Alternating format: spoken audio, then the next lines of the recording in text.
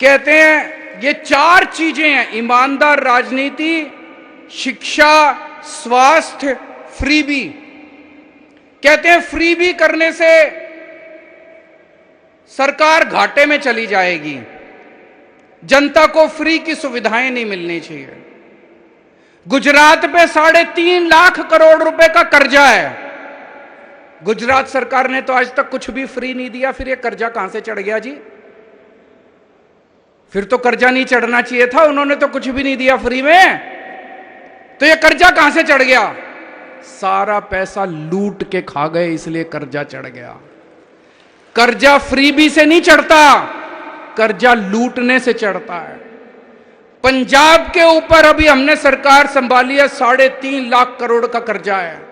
पंजाब को तो कुछ नहीं दिया था पिछली सरकारों ने फ्री में, फिर यह कर्जा कहां से चढ़ गया? देश की हर सरकार के ऊपर लाखों करोड़ों का कर्जा है, उन्होंने तो कुछ भी नहीं दिया था फ्री में, फिर यह कर्जा कहां से चढ़ गया? और दिल्ली वालों को सब कुछ फ्री में मिल रहा है, फिर भी कर्जा नहीं है दिल्ली सरकार के ऊपर।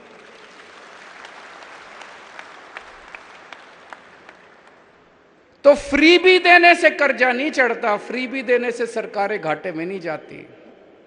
दो किस्म की राजनीति है, एक वो जो सरकारों को लूटते हैं, देश को लूटते हैं, पैसा कमाते हैं, भ्रष्टाचार करते हैं, अपने परिवार के घर भरते हैं, 7 पुश्तों तक इन्होंने पैसे कमा रखे हैं, 7 पुश्तें इनकी घर बैठ के खाएंगी।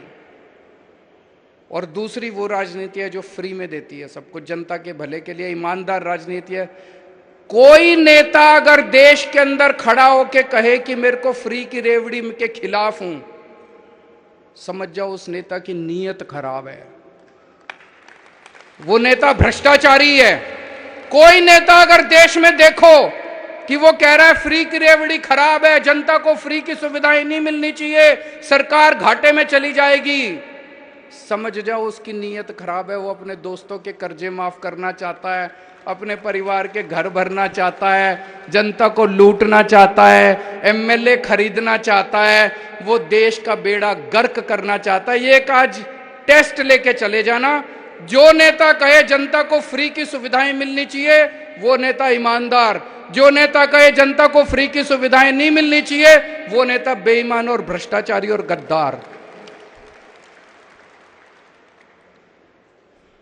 और ये चारों चीजें जनता को बहुत पसंद आ रही हैं, और इसी वजह से दिल्ली में हमारी तीसरी बार सरकार बनी, पंजाब में हमारी सरकार बन गई, और अब गुजरात के अंदर हमारी सरकार बनेगी। अब ये आम आदमी पार्टी को रोकना चाहते हैं, कैसे रोकें? तो अब इन्होंने मिलके खूब प्लानिंग करी है, आम आदमी पार्टी को कुचल दो, आम आदमी पार्टी को क्रश कर दो, चारों तरफ से घेर लो इनको, आम आदमी पार्टी को क्रश कर दो। झूठे आरोप लगाए जा रहे हैं, हमारे दिल्ली के एमएलए के ऊपर 169 केस हो चुके, अभी तक 169 केस, 169 केसेस, एक केस में भी सजा नहीं हुई है, एक में भी। 169 में से 135 केस बाइज्जत बरी हो गए, 34 केस बचे। इससे क्या पता चलता है? ये लड़ाई भ्रष्टाचार के खिलाफ नहीं लड़ रहे, ये आम आदमी पार्टी को कुचलने की साजिश कर रहे हैं। एक केस में तो सजा हो जाती, 169 में से 20, 25, 30 केस में सजा होती, 40 केस में सजा होती, हम सोचते भाई कुछ गड़बड़ है, हमारे एमएलए भ्रष्ट हैं। 169 में से एक केस में सजा नहीं हुई, 135 में बरी हो गए, 34 पेंडिंग है, उसमें भी बरी हो जाएंगे। इसका मतलब है जो लाल किले के ऊपर खड़े होकर कहते हैं ना मैं भ्रष्टाचार के खिलाफ लड़ रहा हूं, भ्रष्टाचार के खिलाफ नहीं लड़ रहे, आम आदमी पार्टी के खिलाफ लड़ रहे हैं। ये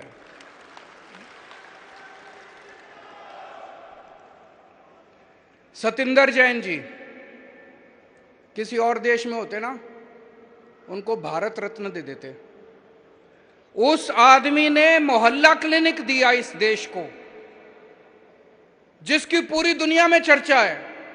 यूएन के सेक्रेटरी जनरल ने आके कहा कि मोहल्ला क्लिनिक सारी दुनिया को अपनाना चाहिए। उस आदमी ने फ्री बिजली का इजाद किया, उसी ने निकाला आइडिया कि बिजली फ्री भी दी जा सकती है। उस आदमी ने पूरी दिल्ली को फ्री इलाज दिया। आज दिल्ली के अंदर जो हर आदमी को फ्री इलाज मिल रहा है उसकी वजह से मिल रहा है। उसको 3 महीने से इन्होंने जेल में डाला हुआ है और अभी पिछले 3 सुनवाई से जज बार बार पूछ रही है सीबीआई वालों से, ईडी वालों से, भाई कोई सबूत तो दिखा दो, इसका कसूर क्या है। पढ़ा होगा आपने अखबारों में। जज ने 3 हेयरिंग में पूछा कि कोई तो सबूत दे दो, एक तो सबूत दे दो इसके खिलाफ। वो एक भी सबूत केंद्र सरकार नहीं दे पाई। तो 3 हेयरिंग के बाद केंद्र सरकार आके कहती है ये जज अच्छा नहीं है, जज बदलो। शर्म की बात है। ये हो क्या रहा है इस देश, ये देश के अंदर हो क्या रहा है। कहते हैं जज अच्छा नहीं है, जज बदलो। और अब इन्होंने एक और नया पैंतरा शुरू कर दिया। सतिंदर जैन के घर रेड मारी, कुछ नहीं मिला। उसी दिन इन्होंने किसी और ज्वेलर के यहां रेड मारी, उसके यहां कैश मिला। बोले सतिंदर जैन के सहयोगी के यहां कैश मिला। रे काहे का सहयोगी, कोई जान ना पहचान, किसी अरे गहरे के यहां रेड मार देते हो। अब कह रहे हैं मनीष के साथ भी यूं ही करेंगे। मनीष के यहां कुछ नहीं मिला इनको। मनीष के घर रेड मारी, बोले 144 करोड़ रुपए खा गया, कोई बोला 1000 करोड़ रुपए खा गया। कपड़े देख लो इसके।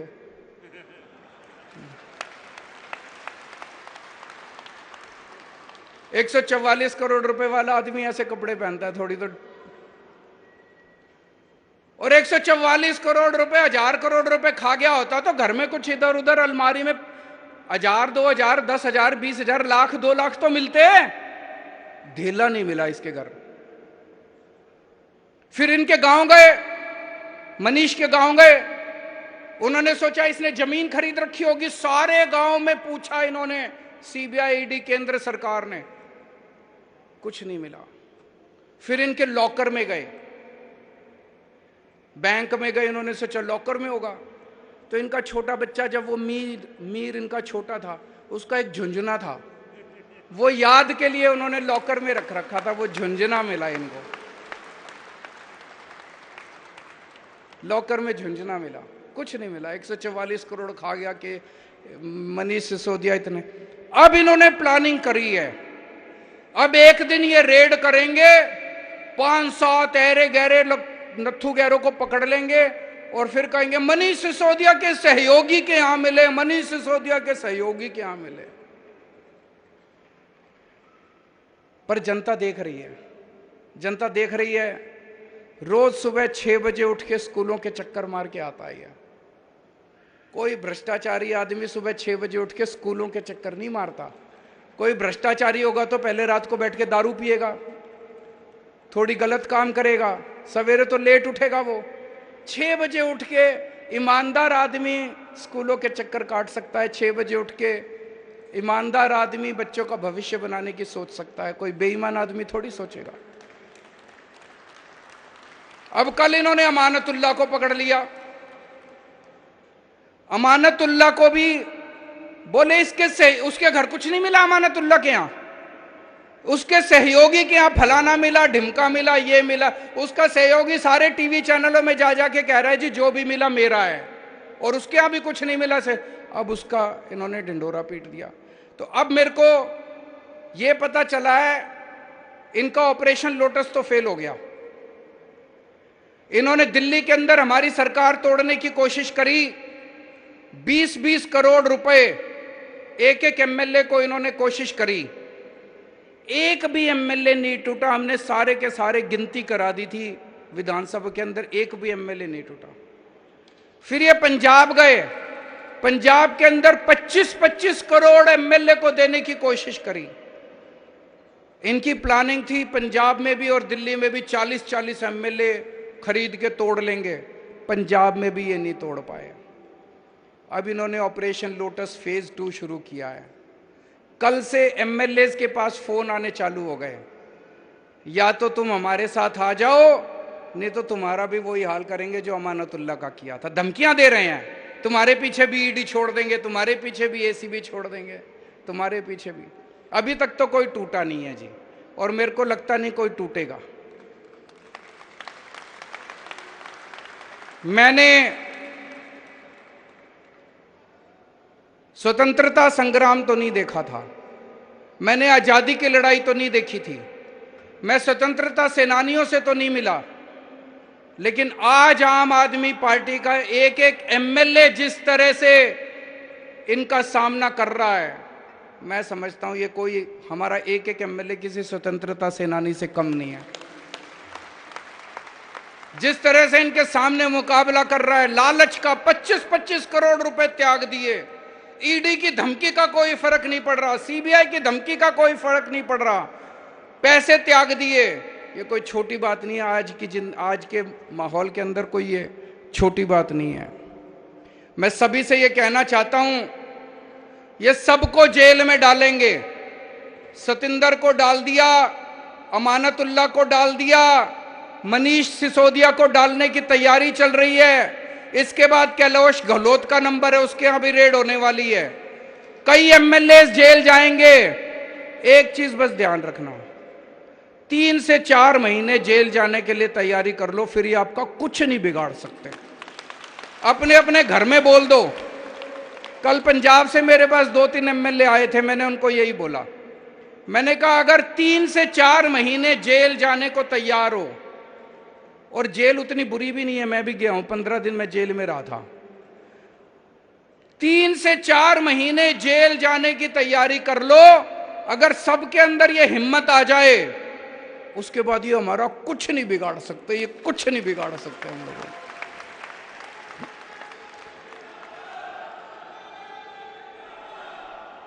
इन्होंने अभी तक पूरे देश में 285 एमएलए खरीदे हैं, 285 एमएलए।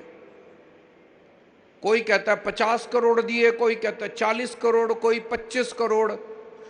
कम से कम 7 से 8 हजार करोड़ रुपए इन्होंने एमएलए खरीदने में खर्च कर दिए। 7 से 8 हजार करोड़ कहां से आया इतना पैसा? कहते हैं भ्रष्टाचार हम कर रहे हैं। अरे भ्रष्टाचार तो तुम कर रहे हो, तुम लूट रहे हो जनता को, सारी देश को लूट लिया, लूट लूट के एमएलए खरीदते हो, खुलेआम खरीद रहे हो, और फिर भी तुम्हारी हिम्मत हो जाती है लाल किले पे खड़े होके कहने की कि मैं भ्रष्टाचार से लड़ रहा हूं। पूरे देश में एमएलए खरीदते फिर रहे हो, करोड़ों रुपए में एमएलए खरीदते फिर रहे हो, और तुम्हारी हिम्मत हो गई कहने में भ्रष्टाचार से लड़ रहा हूं। मुझे लगता है सबसे ज्यादा 75 साल में सबसे ज्यादा भ्रष्टाचार इनकी सरकार ने किया है।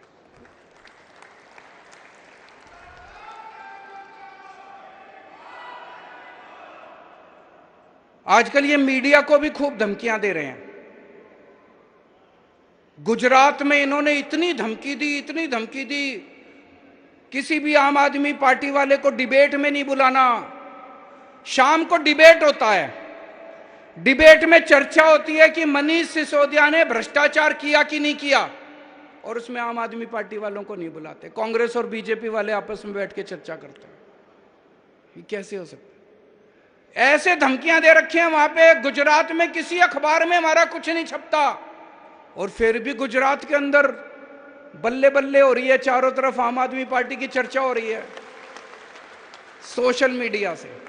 सोशल मीडिया से प्रधानमंत्री के दफ्तर में एक सज्जन काम करते हैं, मीडिया एडवाइजर हैं शायद, हिरेन जोशी जी मीडिया एडवाइजर है। हिरेन जोशी जी हैं, एक मीडिया एडवाइजर हैं प्रधानमंत्री के। मेरे को कई एडिटर्स दिखा रहे थे, बड़े बड़े चैनलों के, हमारे देश के बड़े बड़े चैनलों के मालिक, उनके एडिटर्स, उनको क्या गंदी गंदी गालियां लिख के भेजते हैं वो। केजरीवाल को दिखाया तो ये कर देंगे, केजरीवाल को दिखाया तो वो कर देंगे। आम आदमी पार्टी को दिखाने की जरूरत नहीं है, आप अपने चैनल का दुरुपयोग कर रहे हो, हम तुम्हारा ये कर देंगे, वो कर देंगे, फलाना कर। क्या धमकियां दे रहे हैं वो? ऐसे देश चलाएंगे? ऐसे धमकियां देंगे? फिर फोन कर करके धमकियां देते हैं। मैं आज यहां से हिरेन जोशी जी को एक ही चीज कहना चाहता हूं, अगर किसी ने आपके स्क्रीनशॉट जो जो आप इनको मैसेज भेज रहे हो इन्होंने सोशल मीडिया में डाल दिए, आप भी और प्रधानमंत्री जी शक्ल दिखाने लायक नहीं बचोगे इस देश के अंदर।